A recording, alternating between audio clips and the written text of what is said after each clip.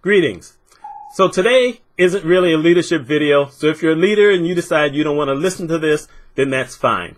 It's going to involve you anyway, so maybe you want to stick around. This is for everyone else. Everyone who's an employee at some place, probably a big employer, and they want to start talking to you about the concept of merit raises. You need to hear this because if you get a chance to vote on it, you need to know what's going to happen. So when I was a director, the last time I was actually a paid director, I wasn't a consultant at the time, the management, we will say, decided that, hey, everyone is always asking us to do merit raises, so we should put it to all the employees in the hospital and have them vote on it. And if they vote on it, that's the direction we're going to go in. Now, whenever management starts talking about merit raises, you should basically be ready to run the other direction, because there are rules that they're going to set for merit raises. Y'all don't necessarily know this, but this is really how it works. So I went back to my department, I held a big department meeting, and I said, okay, so what's going to happen is that they're going to put out something for everyone to vote on for merit raises. I know a lot of you think that your work is very good work, and there's no doubt that overwhelming majority of you are doing superlative work. So you're going to think that you're doing better work than someone else and that you deserve to be getting a higher raise than a lot of other people. Everybody thinks that. Even people who don't work that well think the same thing. Here's the problem. It's not going to be what you think it's going to be. I'm just warning you right now. If you get a chance, don't vote for this. I know that I'm just telling you this, and I'm not really giving you tons of details because I'm not sure what direction they may take it in at the time. But I'm just warning you right now that you really don't want merit raises. You just don't want it.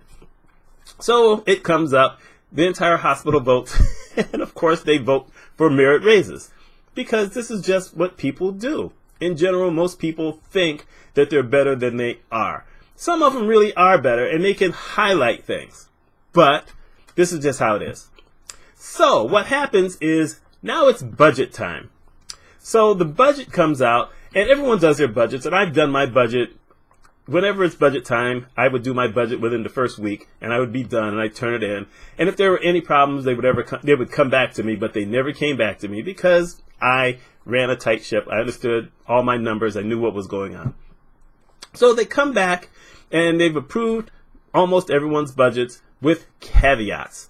So now it's time to talk about raises. So I had supervisors and I had regular employees. I was at the director level. So what they said is that we have 3 tiers of raises. We have the top tier, we have the middle tier, and then we have the low tier. The people at the top tier are going to get a 3% raise. The people in the middle are going to get a 1.5%, and the people at the bottom are going to get nothing. And based on the number of employees you have and where they're at, this is how many people you can have in each level that get this. So I had so many people who I could give a 3% raise to, so many I could give a 1.5% raise to, and so many people I had to give a 0 raise to. My problem with this was my people were very well trained. Probably the only people who didn't really qualify for a raise were people who had been there less than 3 months. And they weren't going to get a raise anyway because they had to wait for their next cycle. But this is a tough thing. I mean, training was always my big thing. I ran all my numbers. I knew how proficient everyone was in all the departments that I was over. So I had this thing down to a science. And now all of a sudden, I have to make a decision. I had 3 supervisors. Basically, I could have one who got the 3%. I had one who got 1.5%, and I had one who wasn't going to get a raise at all. Imagine how well that was going to go over. And with everyone else, I had to do the exact same thing. So, of course, when it came time to tell everybody where they came in, there were very few people who were extremely happy with what happened. And the people who were at the low end, you know what? I told them the truth. I said, look here, this is what this was, the merit raise thing. I warned people exactly what was going to happen. This is the kind of thing that happened. When I have to compare what you do with what everyone else did, It's not that it's a big gap, but I look at the numbers. We talk about the numbers all the time. This is where it falls out. Now, my folks at least got that much. So even though they were upset, they weren't mad at me. They were mad at administration. Most other departments didn't get it that easy because folks don't track all the numbers like I did. So it made it look like they picked favorites, which is always a terrible way to try to lead other people. You just don't get a lot of encouragement from being judged in that manner when you don't have any numbers or anything tangible that someone can show you. Now, here is the secondary thing. I ended up getting an average review as a director, but I didn't get a raise. Now I'm thinking, wait a minute. I've always gotten way above. Always way above. Always way above. I looked at the year I had tracked everything, as a matter of fact. So I asked for a meeting with my CFO. Actually, it was called Administrator of Finance, but he was a CFO. I asked for a meeting. I wanted a lunch meeting. So we went out. We ended up at Burger King because where we were, there really weren't a lot of places we could go. So we went to Burger King, and I pulled out my thing, and it was 3 pages long. And I handed it to him. And I said, I'd like you to look at this and tell me if I've missed anything or if I put something on here that you don't think is true.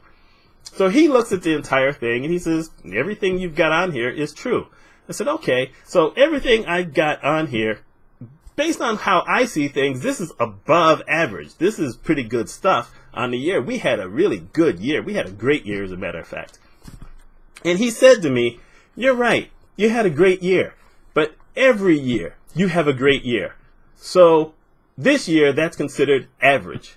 I said, how was I going to top above average? And he says, you couldn't. And he looked at me with this straight face. And I said, I see. And I said, how is it that you couldn't just come to me and say you're one of the highest paid directors here? And actually, I was the highest paid director at the hospital. How come you just couldn't come to me and say, you're the highest paid person here. We can't afford to give you a raise, but you still deserve above average. How come you couldn't do that? That would have been the adult way to handle it, because now I've got this average thing after all these greats, and it looks like my performance has dropped. However, since I am a different type of bear than most everyone else, I took this thing and I had it added to my personal record in HR. I also kept a copy of it in my desk, because if anything ever came up and someone wanted to try to pull some mess on me, I wanted there to be a detailed record of everything that I had accomplished with my department that year. But this is really the truth about merit raises. Merit raises gives administration and finance the opportunity to pick at the numbers, decide who's getting a raise based on how much money they actually want to pay out. So now they can tell you, well, we're going to pay out 2% raises, but everyone ain't getting that. And they don't necessarily tell everyone that, at least the first time. So this is kind of a warning to the employees. This is now a warning to director level people or management level people who may not know this, or they may know it, but they don't want anyone else to know it. And this is a warning to higher level administration people and finance people that someone is putting this out there.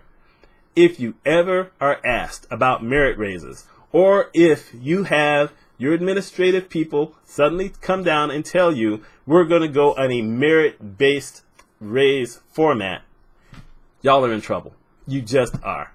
There's a few of you who are going to benefit, but it's not always going to be the best people who are going to benefit. I'm just telling you the truth. Someone had to tell you. This is me telling you that. Anyway, my name is Mitch Mitchell. I hope you have a great day, and I hope you're not under the merit raise system, because it's set up to work against you, the employee. That's the reality of it. I hope y'all take care.